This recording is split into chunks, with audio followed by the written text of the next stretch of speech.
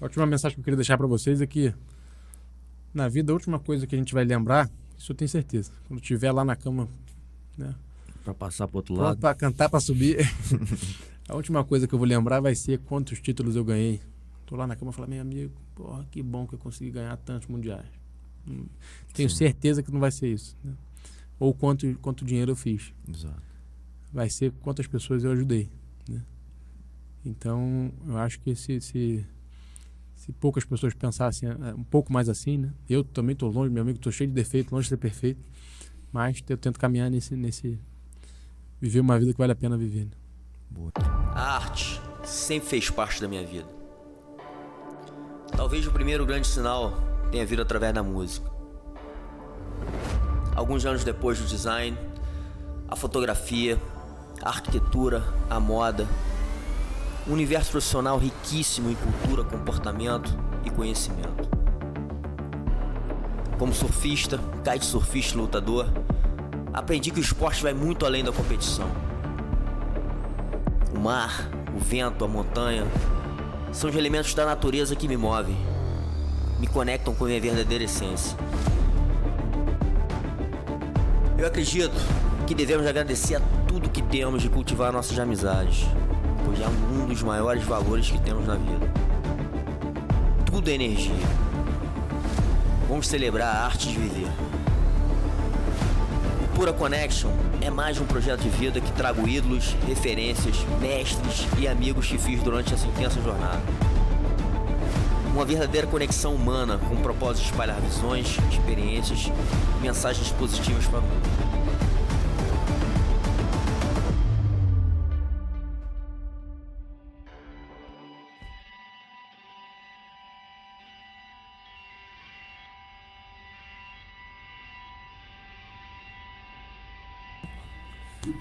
Aaron, irmão, Tamo junto. sempre uma honra imensa. Honra minha.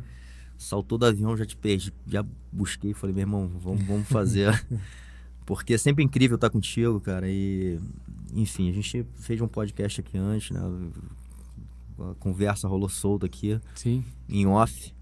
Mas eu acho que é muito assunto aqui pra gente falar e expor, porque eu certeza. acho que a gente tá falando de uma coisa muito importante, que é o potencial que o jiu-jitsu tem, né? E talvez o crescimento que ele vai ter nos próximos anos, né? E você tá muito envolvido, talvez você, como talvez muitos membros da sua família, é um cara visionário, né, cara? E acho que até com a sua juventude, né, a sua vontade de fazer, você tá com essa gana, assim, porra, vamos montar alguns projetos, a gente tem conversado bastante. muita coisa boa vindo aí. Pois é, muita coiisa boa. A gente pode soltar alguns spoilerzinhos Claro. durante a conversa, mas enfim, cara, vamos falar sobre esse assunto que é importantíssimo, né? E aproveitando que ele tá aqui,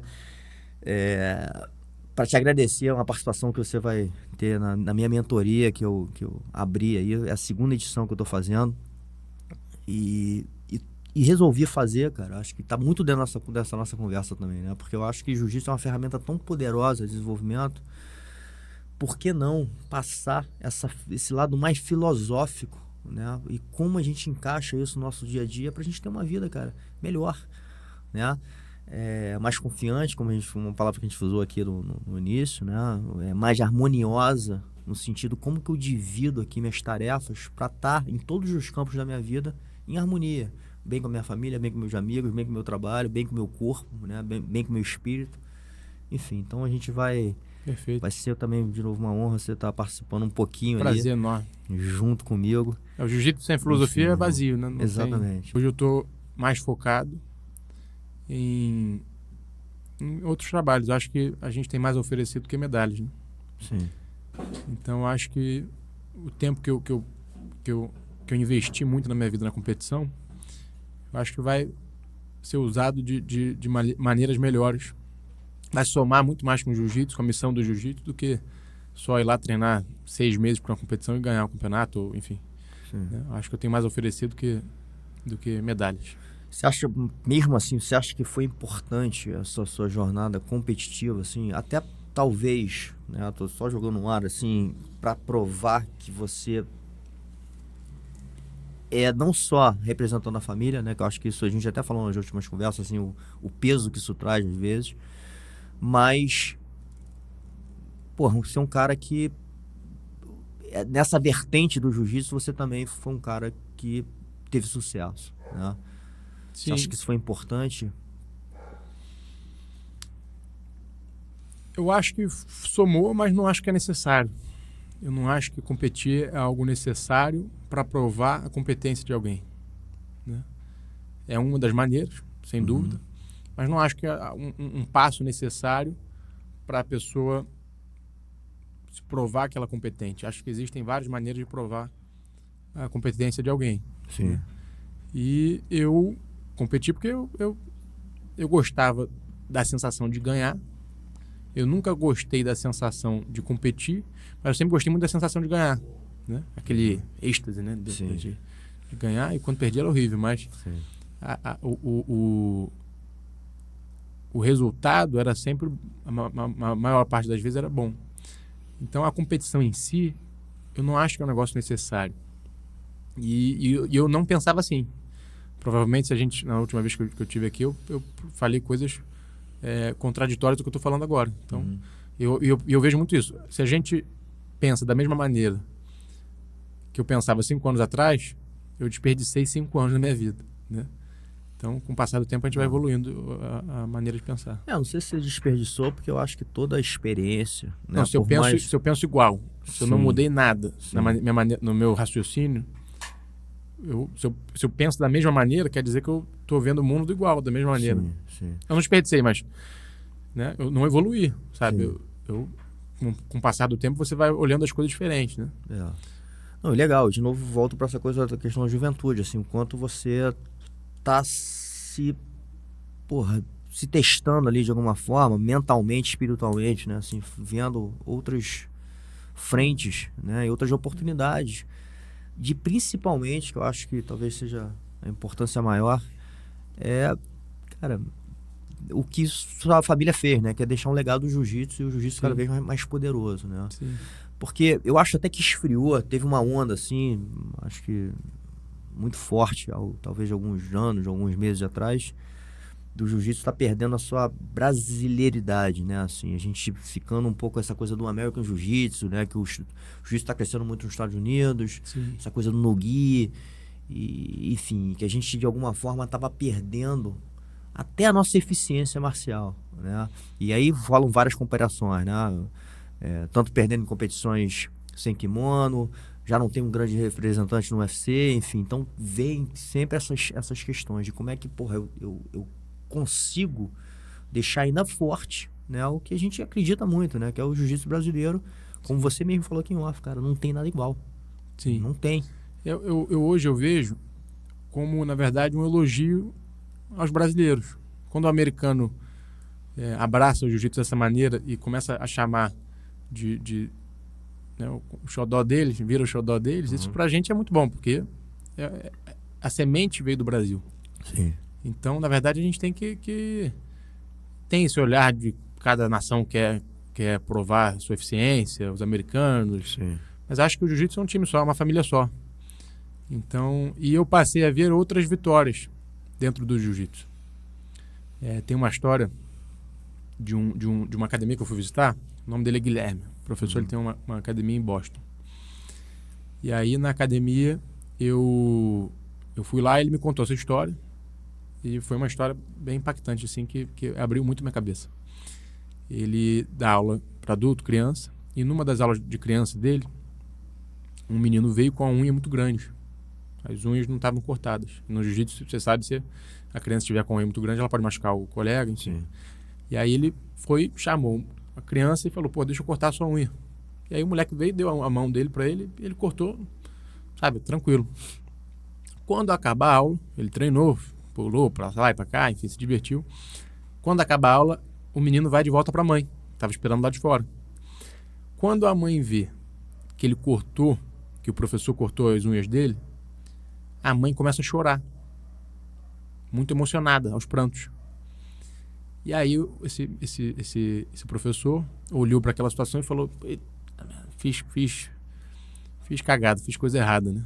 Falar americano, esse povo esquisito, não devia ter cortado a unha da criança, não sei como é que funciona aqui. E ele foi se desculpar para a mãe. Pedir desculpas por ter cortado, achando que tinha feito alguma coisa errada. E a mãe olhou aquela situação, olhou para o professor e falou, não estou chorando por causa disso. Aí ela explicou. O menino era autista e nunca tinha deixado a mãe cortar a unha. Nunca tinha deixado ela cortar a unha dele, entendeu? Sim. E aí naquele momento ele viu que aquilo ali valia muito mais que um título. Sim. Aquela experiência ali, em ele ter sido o primeiro a ter cortado a unha daquela criança, Sim. valia muito mais que um título. E mais importante ainda, que aquela criança jamais ia conseguir ganhar um campeonato. Entendeu? Aquele menino jamais ganharia um campeonato. Sim. Mas aí que aquilo que a gente está falando o que é uma vitória.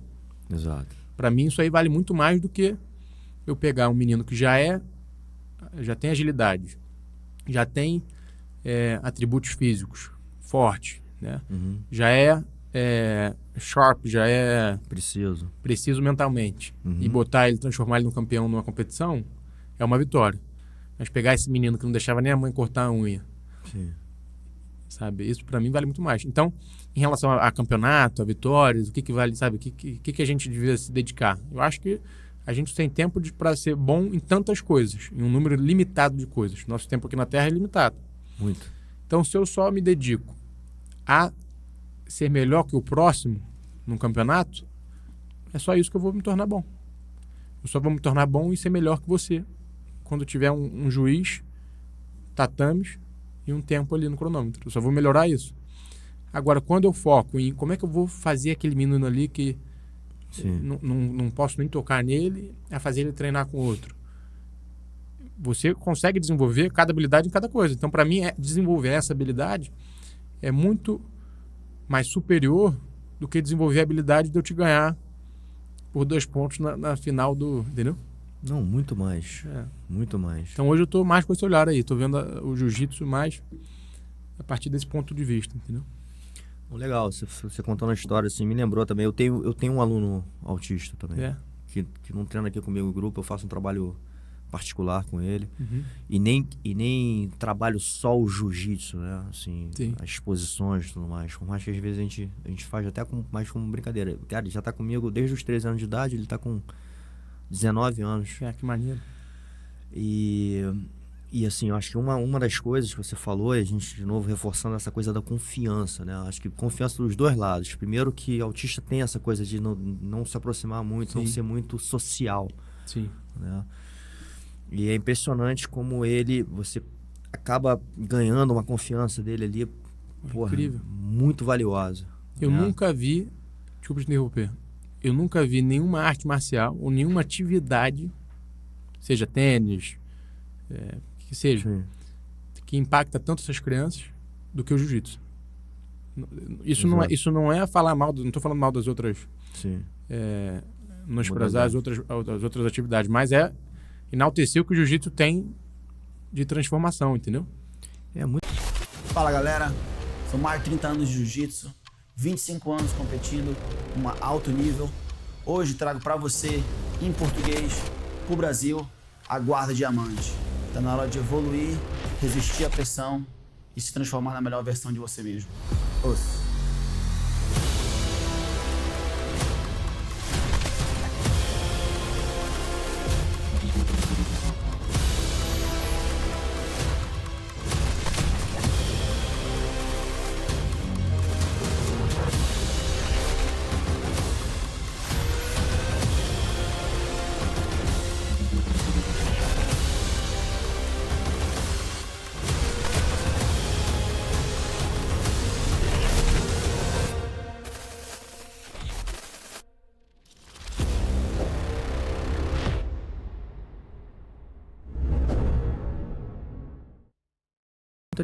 É muito animal.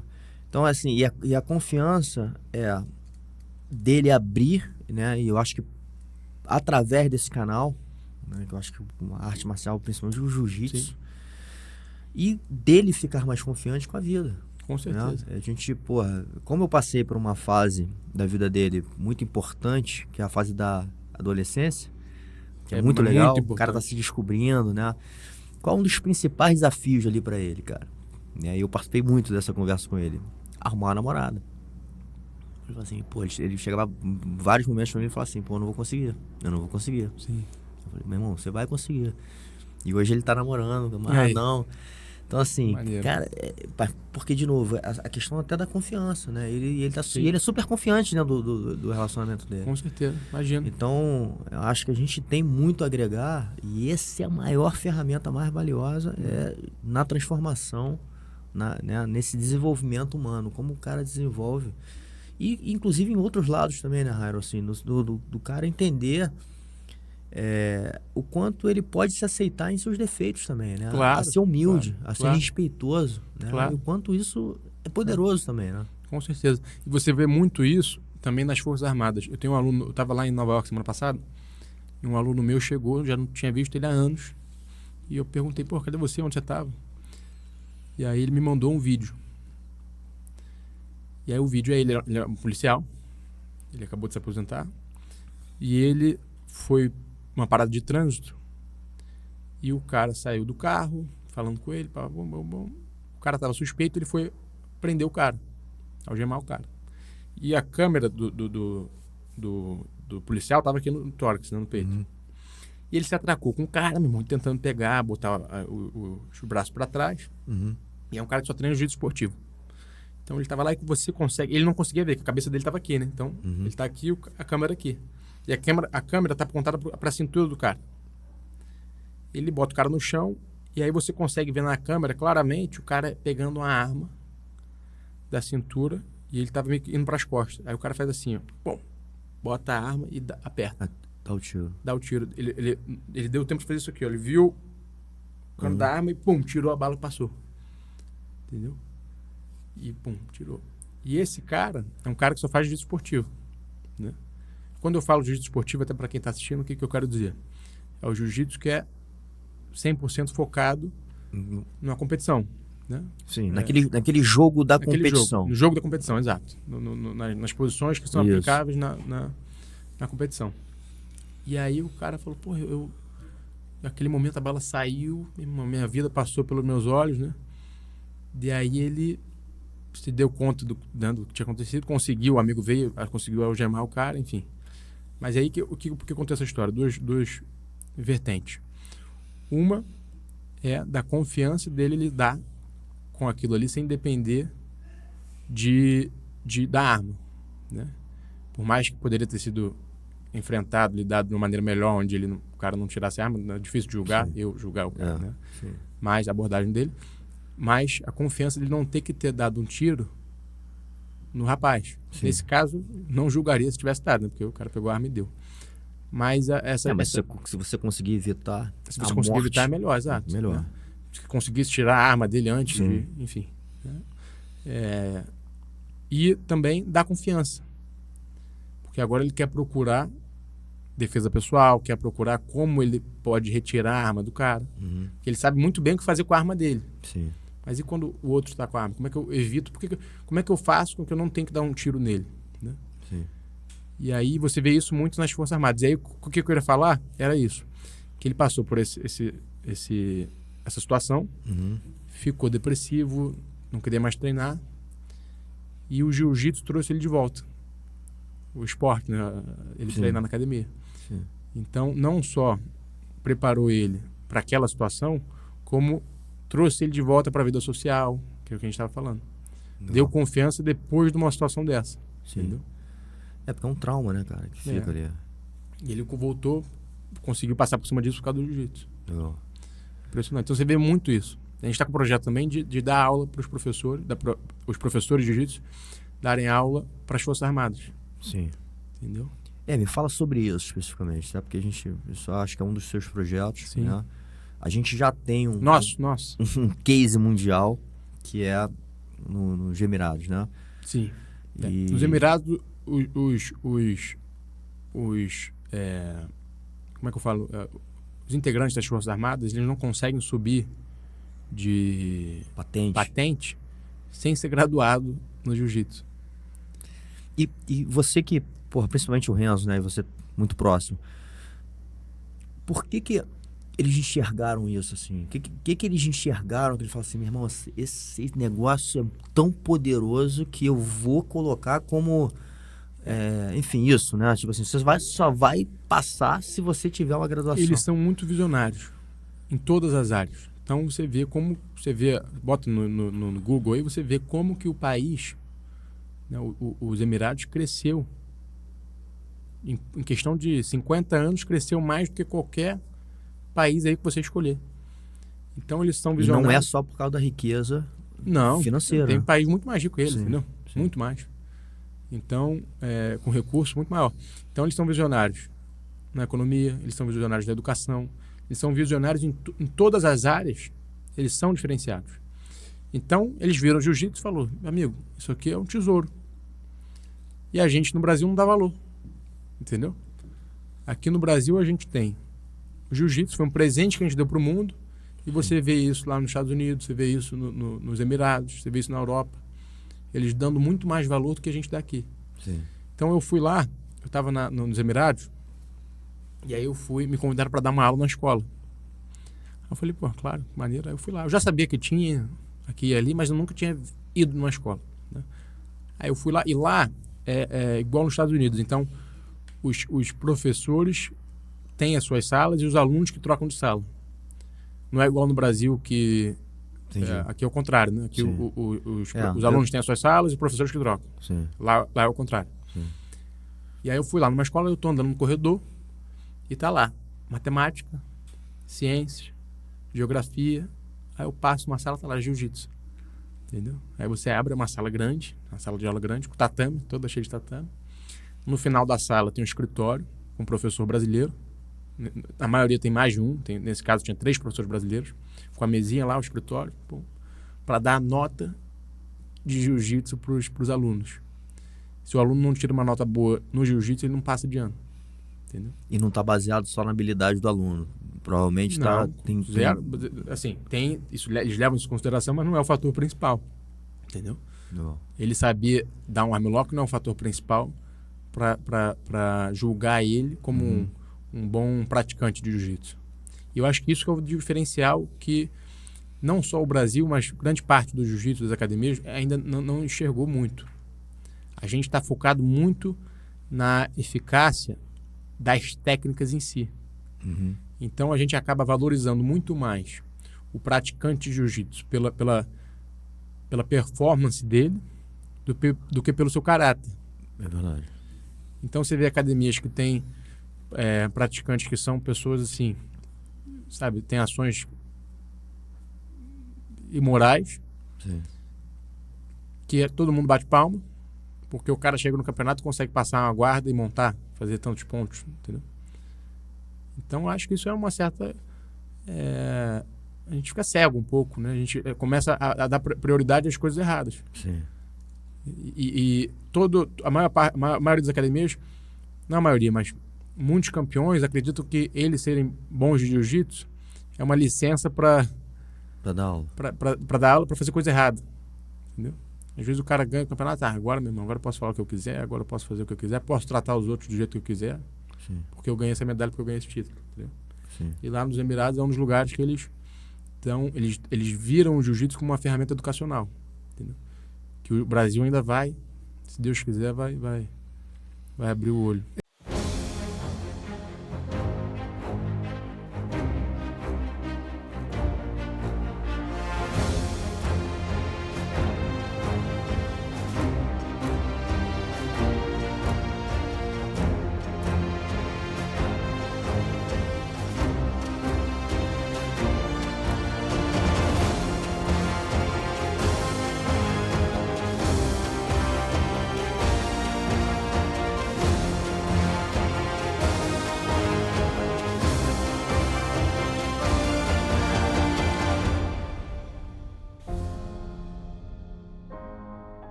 É uma missão difícil, né? Ainda mais na nossa cultura, assim, né? A gente tem uma cultura muito diferente, né? Então aqui eu acho que a gente tem outros desafios. Já outra coisa em relação a isso, acho que está totalmente conectada com isso, é que como a gente expandiu muito, hoje, cara, você sai na rua ali, vai na esquina, tem um faixa preta pra tudo quanto é lado, né, meu irmão? Tem muita gente. Porque, como a gente falou aqui, são 100 anos, né? E muita gente fez, muita gente praticou e muita gente chegou a esse ponto. Mas chegou dessa forma, né? Com um olhar e um foco em outras valências, que é o que você falou, uma valência mais técnica, né? Poucos chegaram lá entendendo um olhar mais holístico até do jiu-jitsu, né? Filosófico, né? E que traz todos esses benefícios para a humanidade até. Então, assim, talvez o maior desafio é hoje de formação. Eu até falei da minha experiência, falei, pô, cheguei na faixa preta, não sabia dar aula de jiu-jitsu. Sim.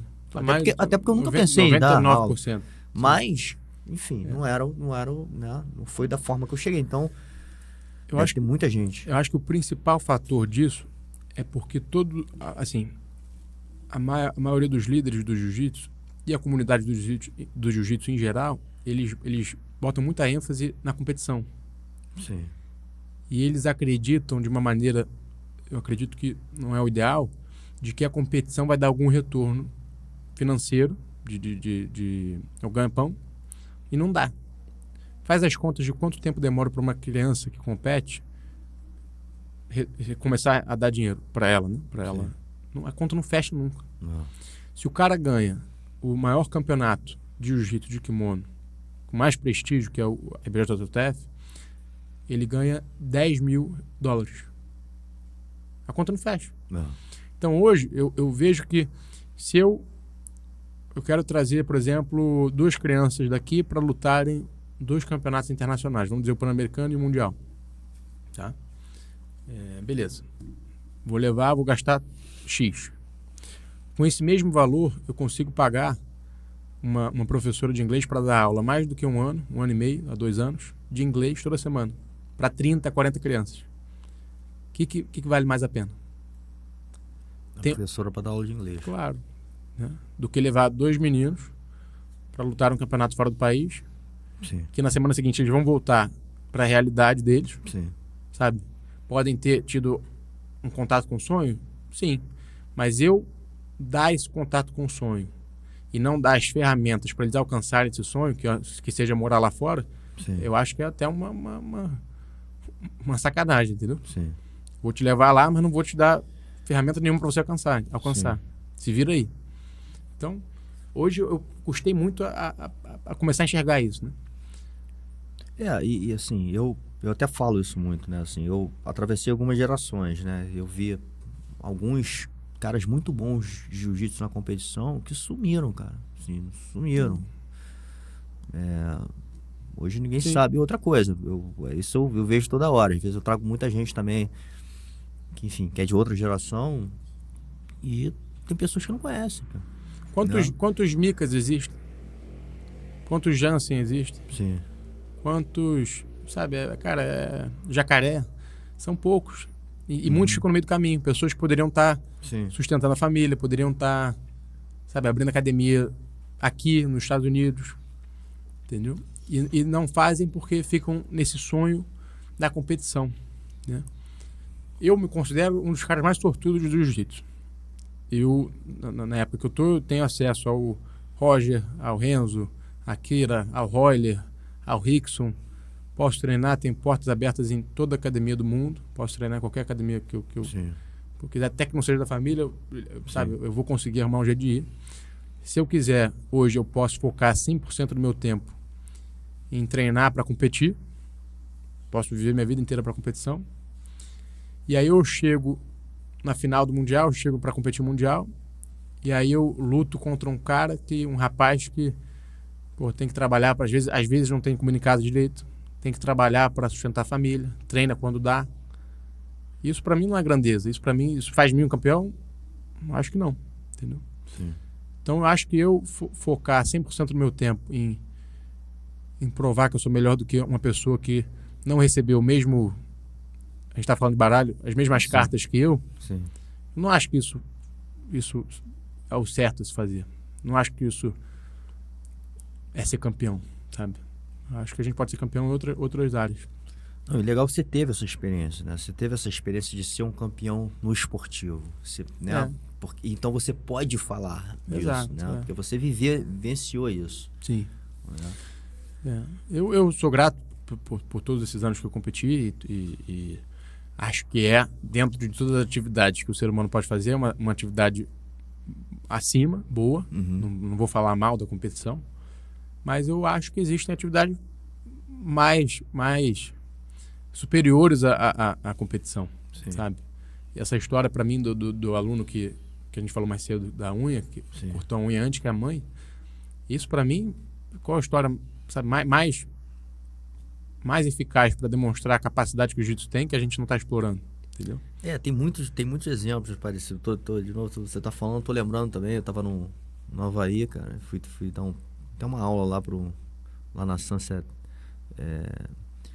Academy, lá do JD, cara, e a gente depois foi jantar, né, enfim, a gente conversando, ele falou que, na aula das crianças, os pais ficam impressionados como é que ele consegue disciplinar os moleques. Ele fala assim, porra, eu não consigo fazer isso, você consegue.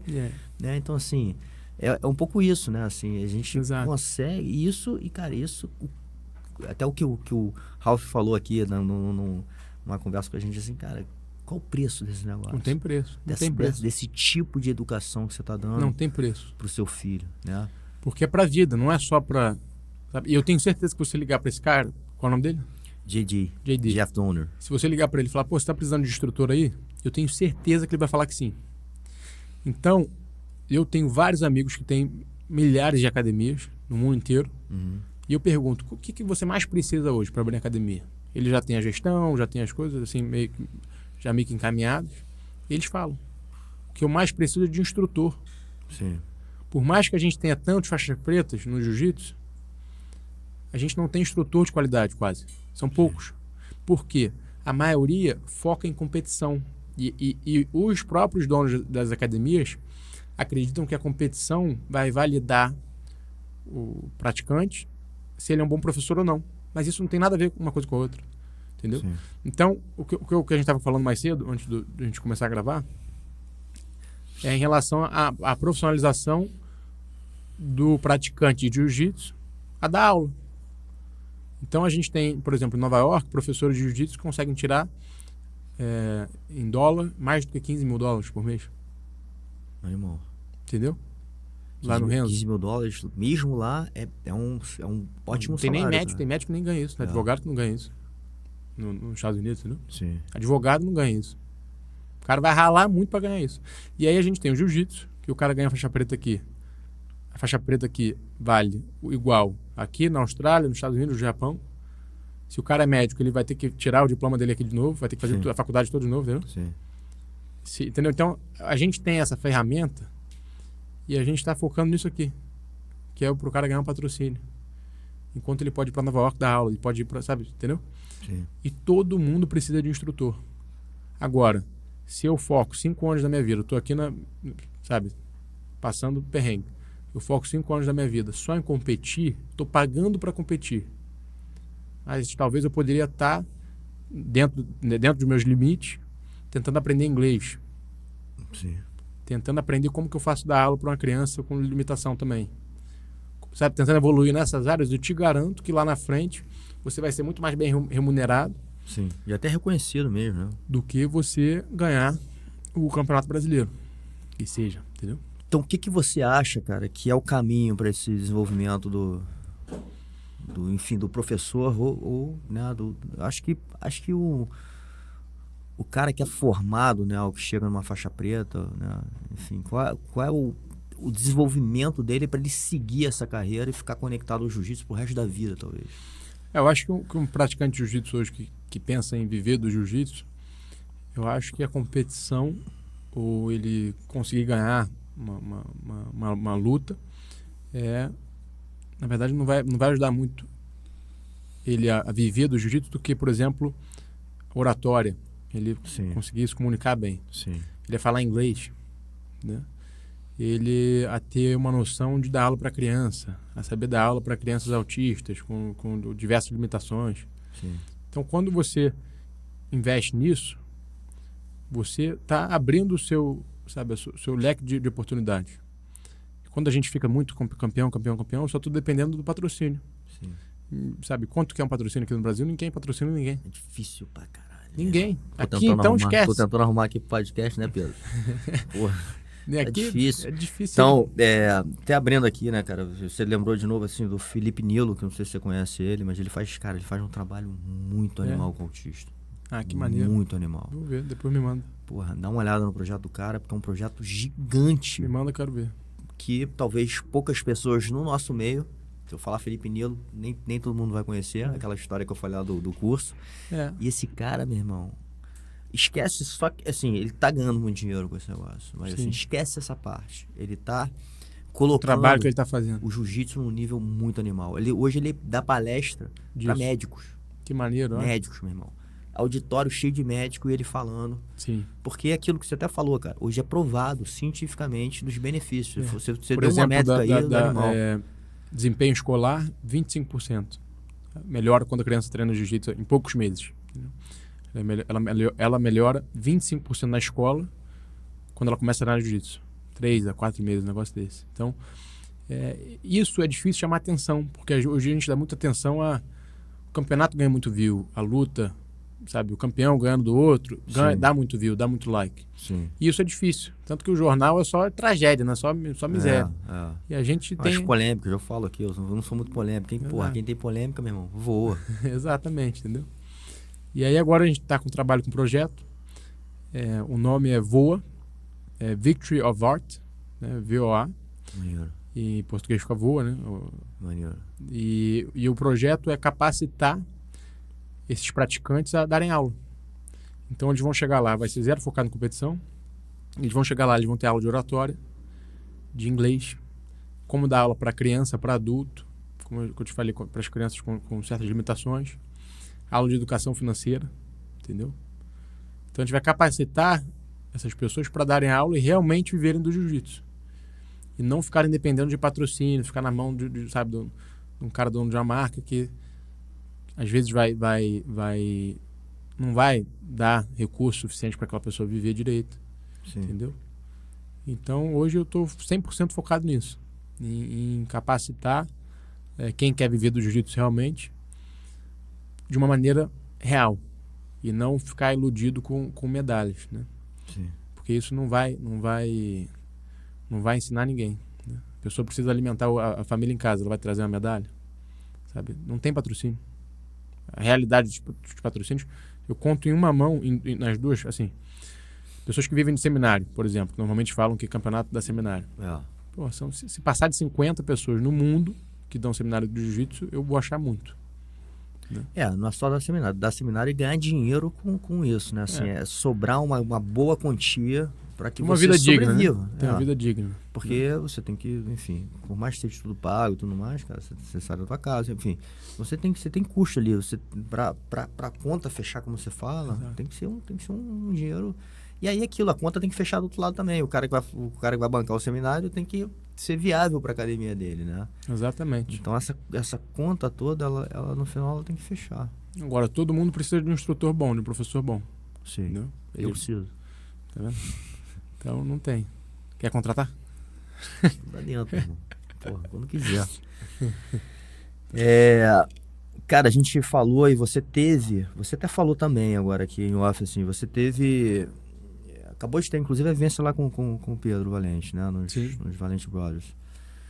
E eles são um case de sucesso que talvez poucas pessoas conheçam, né? Tá lá quietinho, né? Não tem talvez uma mídia social assim tão forte. Porque é difícil chamar atenção, que a gente tá falando de efeito pessoal, é difícil chamar atenção.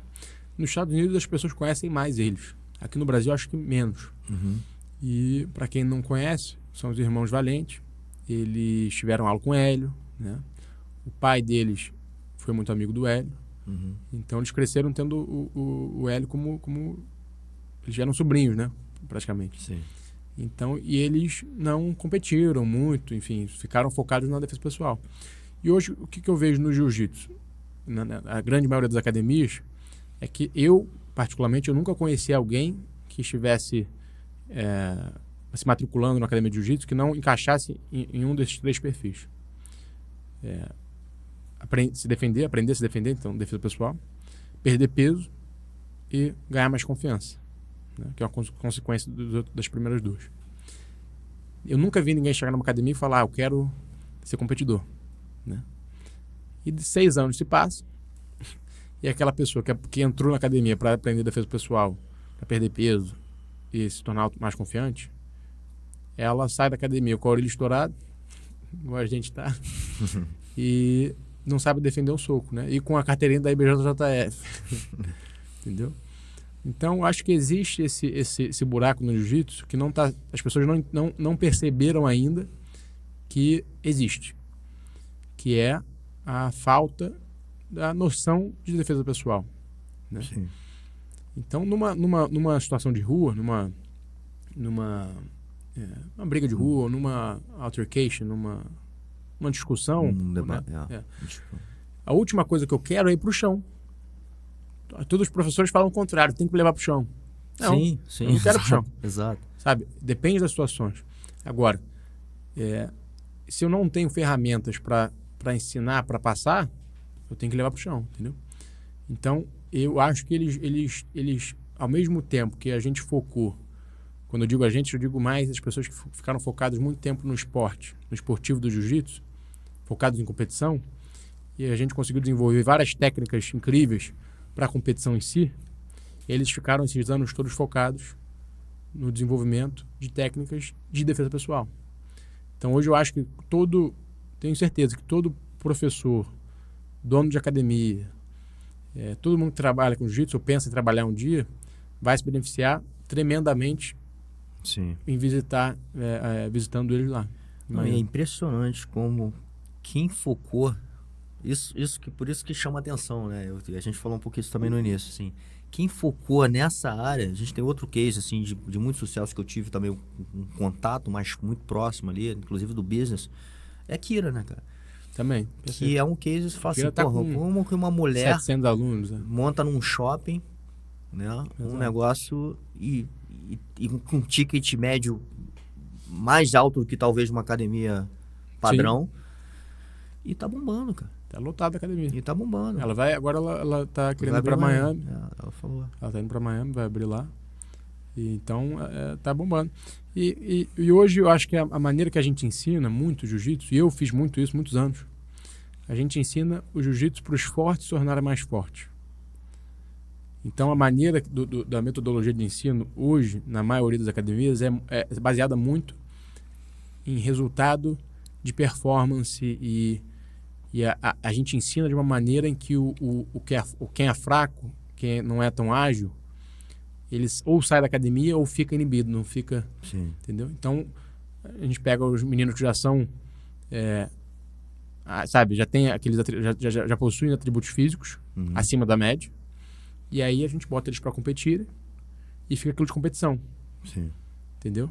E aí o que é fraco, que poderia evoluir muito com o jiu-jitsu, deixa de evoluir porque ele já não faz parte mais ele já não tem os requisitos que a gente queria. Sim. Sabe? E aí a gente passa a dar mais atenção ao aluno que se dá bem, ao aluno que tá raspando os outros, que finaliza os outros, entendeu? E deixa de dar o jiu-jitsu a quem realmente precisa, né? Sim. O Hélio falava muito isso. O Hélio, quando via um grandão assim, entrando na academia, ele falava, meu amigo, você já tem o jiu-jitsu que Deus te deu. Entendeu? Agora, assim, cara, o que é curioso, né? O que eu sinto um pouco, inclusive, é que eu acho, né? Eu vivenciei um pouco esse negócio, assim. Quando você vai dar uma aula de, por exemplo, defesa pessoal pra uma galera que é mais graduada, o cara fica achando aquela porra meio assim... Que não é real. Ou que não é real, ou como ele não sabe, ele não quer fazer. Ele não quer se expor, principalmente o graduado. Ele não sabe, porra. Entendeu? Aí tu fala assim, porra, mas isso é jiu-jitsu, se a faixa preta não sabe fazer isso? Então o cara... Porque todo mundo quer ir pra zona de conforto, onde ele domina. Ele já sabe. Então eu vou tirar. Peraí, meu irmão, você não sabe isso aqui, né? Eu não, logicamente, não vou falar isso, mas... Mas isso é a falta de humildade dele Exato. abrir a cabeça e ver que ele tem uma falha ali, sabe? Não só falha, mas como a gente tá falando, olha o diamante que tem dentro desse negócio e que a gente não está explorando. Sim. E se tem alguém para mostrar isso, meu irmão, é isso que eu quero aprender, porque talvez essa parte eu não tive, né? Então, assim, isso acontece muito, assim, eu acho que muita gente chegou, eu falo isso, assim, abertamente, acho que muita gente chegou na faixa preta sem saber defesa pessoal. Não. De verdade, pode ter feito um negócio mais, assim, entender um programa, uma metodologia mais completa, são poucos, cara, muito poucos. Concordo 100%. Eu vejo que hoje, pelo fato do jiu-jitsu só ter tá muito focado em esporte, a única maneira do esporte fazer sentido é você colocar competição, você tornar ele competitivo. Qual vai ser a única maneira de eu convencer alguém a praticar De La Riva, uma guarda, né, durante 10 anos e levar aquilo a sério, é tornar aquilo competitivo. Uhum. A única maneira de eu fazer aquilo fazer sentido realmente, se você parar de fora e analisar de fora, a única maneira que aquilo faz sentido em praticar é tornar aquilo competitivo. Mas quando você introduz a defesa pessoal, que é a essência do jiu-jitsu, você passa a tratar o esporte pelo que ele é, que é um jogo. O esporte como jiu-jitsu, o jiu-jitsu como esporte, quando eu digo esporte, digo as técnicas que a gente vai aplicar numa competição, num treino, né, amigável, num treino. Quando esse jiu-jitsu, ele é um jogo. Sim. É um jogo, é uma diversão. Eu estou brincando aqui com você de jiu-jitsu. Sim. Mas nessa diversão, eu estou desenvolvendo meus movimentos, eu estou me exercitando, Sim. eu estou trabalhando a minha mente, eu estou me socializando. Então tem vários benefícios que vêm com esse jogo. Sim. Mas a partir do momento que eu torno esse jogo competitivo, eu estou limitando os benefícios que ele vai me trazer. Porque agora eu tenho que ir 100% com você, eu tenho que tentar te amassar. Se torna algo que eu estou cultivando emoções negativas, entendeu?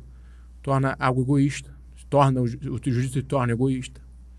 Mas quando eu vou introduzir a defesa pessoal, agora eu levo a sério o que é sério, que é a defesa pessoal, que é algo sério, e eu trato o que é uma diversão como diversão. E eu não dependo mais da competição para validar as técnicas que eu estou fazendo. Eu posso chamar elas do que elas são, que é uma diversão, uma brincadeira. Uhum. Quando a gente for treinar aqui daqui a pouco, Sim. quando a defesa pessoal, é algo que faz sentido.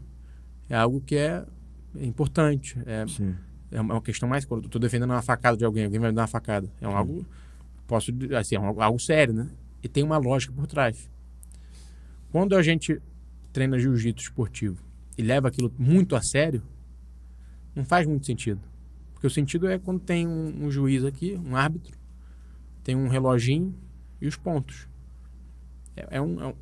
O Rickson fala muito isso, é você colocar o jiu-jitsu dentro de um quadrado. Sim. E nessa de colocar o jiu-jitsu dentro do quadrado, a gente está levando muito a sério, a gente deixa os fortes mais fortes, e as crianças e os adultos que precisam realmente do jiu-jitsu, a gente tira eles de lado, porque eles não performam bem nesse quadrado.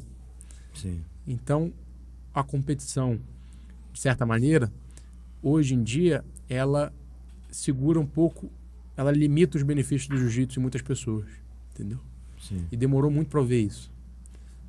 E eu acho que um grande fator dessa limitação é a falta da defesa pessoal também, entendeu? E a falta dos professores verem o jiu-jitsu esportivo do que ele realmente é, que é uma diversão, uma brincadeira, é uma plataforma ali para as crianças trabalharem outras ferramentas do que só eu ganhar de você, eu sou melhor que você. Eu quero te fazer melhorar, entendeu? Legal. Tem mais duas coisas que eu acho que a defesa pessoal ela é muito potente. Primeiro, que eu acho que ela ilustra de uma forma mais prática o jiu-jitsu em sua essência e principalmente os princípios. Então, por exemplo, se eu for falar de alavanca e eu mostrar uma situação de briga com alavanca, é muito mais fácil do que eu mostrar uma alavanca no esportivo, né? Por exemplo, a gente está usando a De La Riva direto, assim, porra, como é que a De La Riva funciona? Cara, é complexo. Por que eu tô fazendo aquilo, né? E para explicar para um cara que nunca viu aquilo ali, assim, cara, porra, que coisa complicada de acontecer. Exato. E quando você mostra uma alavanca numa situação mais comum, né? Tipo, porra, eu vou te agarrar aqui, como é que eu saio? Eu te agarrei de qualquer jeito. E fica muito mais fácil do cara compreender, né? Sim. Aquilo que eu falei, o caso que eu tô treinando um cara, então, um executivo, né? Enfim, com uma posição de responsabilidade na empresa, e o cara tá assim, meu irmão, esse negócio é impressionante. Sim. Eu não tô mostrando muito esportivo para ele, mas ele tá começando a entender qual a importância da conexão, qual a importância do timing, dos princípios, né? Mas fora do esporte, assim, fora do ambiente do jogo, né? Então, eu acho que fica muito mais fácil da gente mostrar a beleza do jiu-jitsu. Né? E como, inclusive, você usa isso na vida. Sim, que é a filosofia da base de tudo, do jiu-jitsu. Porque, porra, tempo, o que é o tempo na vida? O que é o tempo numa reunião de você ficar quieto ou você falar? Exato. Porra, você acaba adquirindo, cara, esse feeling. E fala assim... Físico, da maneira física. Eu falo assim, porra, cara, eu entendo mais de time, eu sei que time é uma coisa importante. Em outras áreas. Eu tava com o Rickson lá, há poucas semanas atrás, esse mês, e aí eu perguntando para ele sobre esse projeto social, e eu perguntando como que eu podia impactar melhor, de uma maneira melhor a vida das crianças. E ele me botou numa parede e botou para eu levantar a mão, né? Assim. E aí ele veio com a mão, como você tivesse vindo com essa aqui, para tocar no meu, em mim, né? E aí quando você ia tocar, ele foi me guiando para fazer isso. Então quando você ia tocar, ele tirava de frente. E aí ele vinha com a mão e falava assim, você é um idiota. E aí ele falava como se isso aqui fosse um insulto. E aí eu ia e tirava. Você não vale nada, você não presta. E aí ele vinha falando isso e botando a mão. E aí você começa a ver fisicamente, quando você faz esse movimento, você consegue entender aquilo de uma maneira muito mais profunda, né? Sim. E o jiu-jitsu dá isso, como você falou. O que é o timing? O que é o tempo? Tempo de fazer esse movimento, tempo de não fazer, o tempo de esperar. Exato. Então essa questão não é muito explorada. Essa outra visão, uma visão mais profunda do jiu-jitsu. E aí aquela pergunta que eu te fiz, você prefere treinar? O que você acha mais fácil? Treinar com faixa branca ou com faixa azul duro? Eu acho que não sei nem se é mais fácil, né? Mas talvez a que mais você gosta mais. Harmoniosa, né? exato. Eu vou gostar mais de treinar com faixa azul mais dura. Exato. Porque a gente está treinado a treinar com quem já é treinado. Sim. Então, por exemplo, faixa branca na academia, sabe a raspagem de tesourinha? A tesourinha é uma das raspagens que a gente mais usa, que a gente mais ensina no começo, né? Na faixa branca é a tesourinha. Né? Você hoje em dia, a tesourinha é uma hoje em dia, no seu jiu-jitsu, é uma posição que você usa muito, sim? Não. Difícil de usar, né? Sim. Mas quando você começa, é uma das posições que você mais usa. Exato. Qual é a razão disso? Porque a tesourinha, o que acontece? Vamos dizer que a gente está brigando na rua, e você, tá? Eu caí no chão, você caiu em cima de mim. Que pica, hein? Você caiu em cima de mim, eu tô embaixo. A sua reação natural, agressiva, destreinada, é o quê? Você tentar me enforcar, você vai botar o peso em cima de mim e você vai começar a me acertar com socos. Sim. Certo?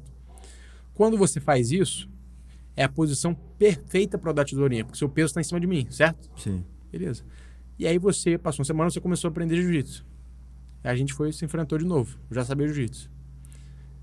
Agora, quando a gente se enfrentou, quando eu caí no chão, você já não veio mais para cima me enforcar. Você fez o quê? Você sentou na postura na base. Eu já não consigo mais fazer tesourinha.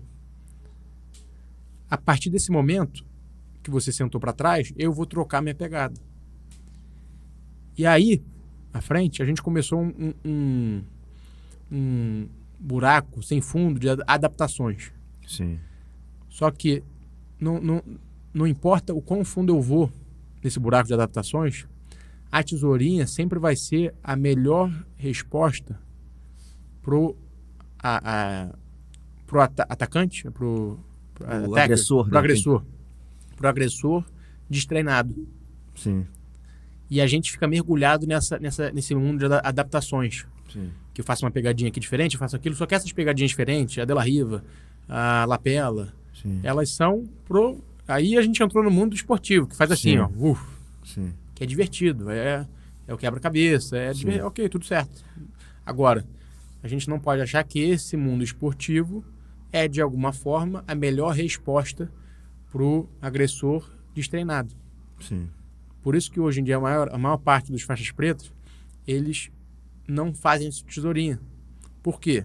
A gente só treina com quem é treinado. Sim. Entendeu? Eu também não faço quase, mas essa é a razão. Sim. E o que a defesa pessoal traz de volta pro jiu-jitsu é a realidade. Que é, pessoal, olha só, um cara que estiver na rua, ele não vai sentar posturado e sentar no calcanhar, na guarda. Ele vai tentar te socar, ele vai tentar te bater. Sim. Vamos treinar isso, sabe? E eu acho que tem espaço para os dois. Tem espaço para você treinar, para se divertir, para a gente suar, para entrar nesse quebra-cabeça de posições e tudo mais. Mas tem que ter a defesa pessoal, mas não vista como é vista hoje. Que você falou, você mostra a defesa pessoal, o cara graduado fala, pô, lá vem ele com isso aí. Entendeu? Tem que ser vista de algo que é mais importante do que a diversão do esporte. Sim. E o desafio é como que a gente faz a defesa pessoal se tornar algo divertido, entendeu? Sim. Cara, como você falou, é um desafio, né? Mas eu acho que uma outra coisa, eu acho que conecta muito, e é a segunda coisa que eu ia falar, é o risco da gente, ao longo do tempo, se a gente ficar só no esporte, a gente perder algo muito importante, que é a essência e a marcialidade. A marcialidade que eu chamo o jiu-jitsu, ele provou ser uma arte marcial muito eficiente numa situação de agressão, de combate, enfim. Ele conquistou o mundo dessa forma, né? E eu acho que se a gente for para esse lado de entendimento, de gerações em gerações, porque a gente viu isso acontecer. A gente talvez viu isso acontecer com o judô, a gente viu isso acontecer com o karatê. Ele foi perdendo a sua marcialidade. Ele foi entrando num jogo que o objetivo é ficar dentro dessa caixa e o esporte. Então todos os praticantes têm que fazer isso, dessa forma. Sim. Porque o objetivo é ganhar esse jogo.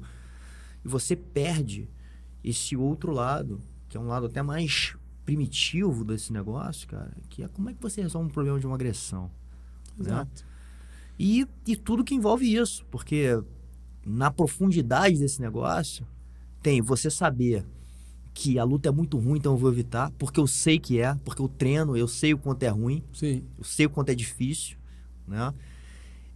A minha atitude de confiança mudar porque eu sei me defender, né? O meu respeito mudar. Sim. Porque eu aprendo que dentro dessa atmosfera que eu treino, cara, um dia o cara me ganha, outro dia eu ganho. Sim. Então tudo isso que tá por trás dessa formação de vida, cara, ela é muito valiosa. E quando a gente fica dentro dessa caixa, como você deu o exemplo, cara, a gente tá deixando de lado muita coisa. Será que com o tempo a gente não perde algo muito importante? A filosofia, o papel da filosofia é você saber se um senhor te tocou no ombro no supermercado e está sendo inconveniente, se aquilo ali é o momento de você dar uma baiana nele e jogar ele no chão, de cabeça, ou se você vai botar a mão no ombro dele e vai falar, opa, dá licença. Sim. Sabe, é isso que você vai aprender. É você ter o tato, a sensibilidade com as pessoas. Agora, se eu só aprendo a amassar os outros, se eu só penso se eu só treino para ganhar dos outros, se eu só estou competindo contra os outros, se eu estou fisicamente querendo impor a minha vontade, numa situação que eu poderia ser muito mais sensível, eu vou fazer o que eu treino. Sim. E hoje em dia as pessoas treinam mais isso. Então a filosofia cada vez está se perdendo. Exato. E ao mesmo tempo que todo mundo percebe que está se perdendo, as pessoas estão sentindo mais a falta dela. Então todo mundo está procurando mais a filosofia. E ao mesmo tempo, essa questão da filosofia se perdendo, a defesa pessoal se perde também. E eu me sentiria uma pessoa, não seria uma atitude certa, eu não sentiria que eu estou fazendo algo ético em colocar na minha parede, no logo, na frente, por exemplo. Logo. Na entrada da academia, por exemplo, botar a defesa pessoal, se eu só ensino o esportivo. Eu me sentiria, sabe, Tô enganando. Eu não ia conseguir dormir direito à noite. Agora, se é o caso, e eu acabei de realizar isso, como é que eu faço para aprender, para evoluir? Né? Sim.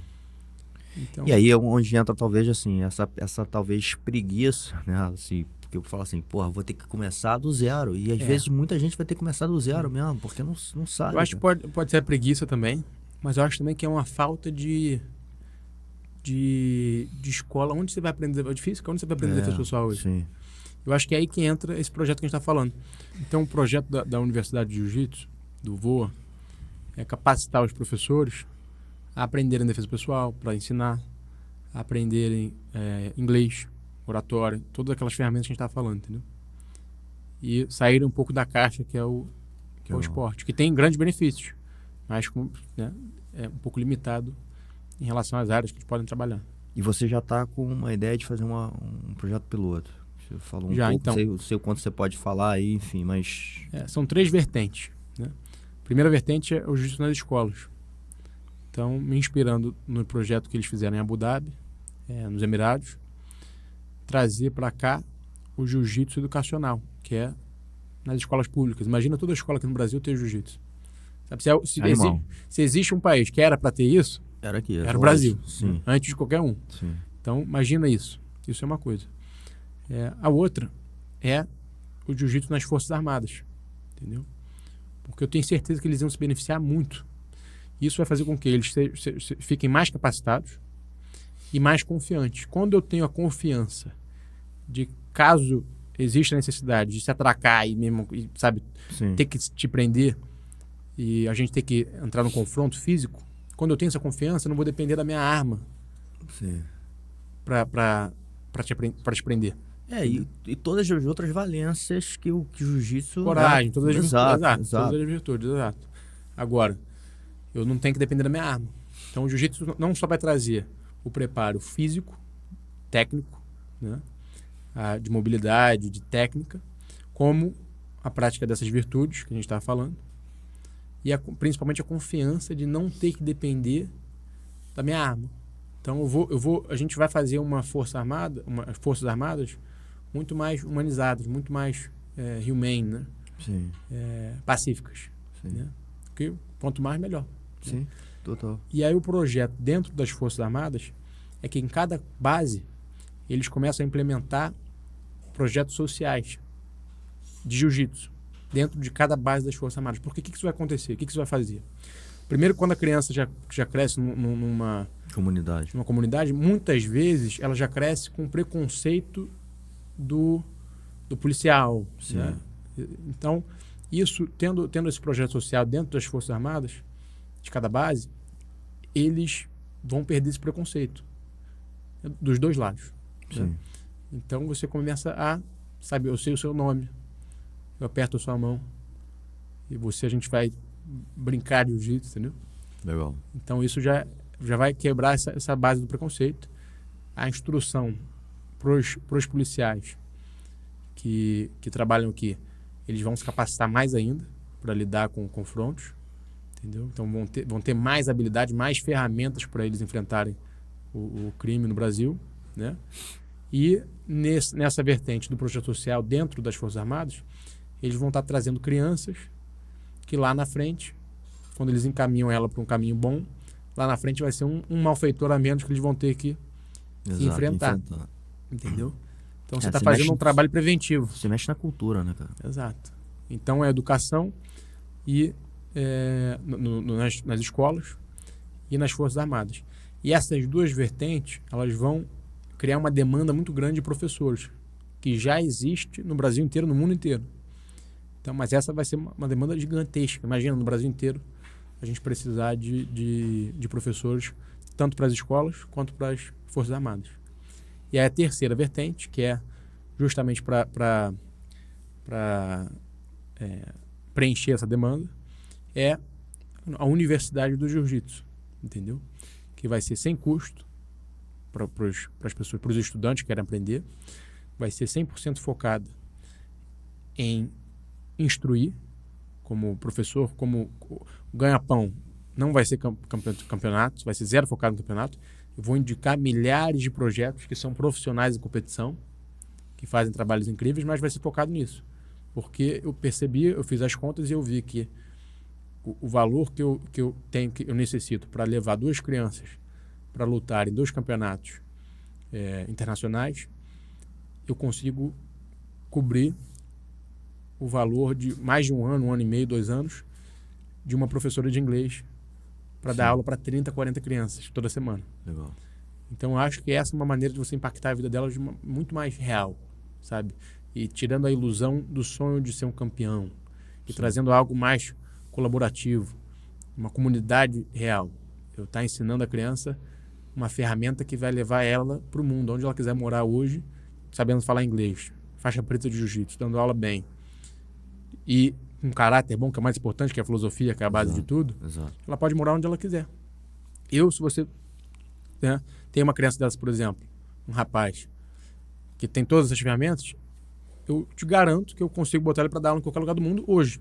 Faço uma ligação hoje e coloco ele para dar aula, entendeu? Então eu tenho com as amizades todos esses anos, através da minha família, dos meus amigos, tem uma rede de academias muito forte que estão esperando esses instrutores para trabalharem lá, entendeu? Então as 3 vertentes são essas. A última vertente, que é educacional, ela vai preencher não só essas 2 no Brasil, como também lá fora e nas academias. Sim. Então, você tem academia lá, pô, André, estou com 10 instrutores aqui que são nota 1000, vai ter o perfil dele certinho lá, o nível dele de inglês, vai ter aula, vídeo dele dando aula, né? Todo o perfil dele vai estar lá. E também o plano a longo prazo é pegar esse case de sucesso aqui, os dados de sucesso de cada estado, que a gente implementar isso, e levar lá para fora também, entendeu? Colocar o jiu-jitsu não só nos Emirados, que já tem, mas no mundo inteiro, mudando muitas vidas. Muito animal, irmão. E queria um cara que está me ajudando bastante também, o Pedro Albuquerque, de Fortaleza, meu aluno lá em Londres, quando eu estava morando lá. E tá botando isso, sabe, para frente, sabe?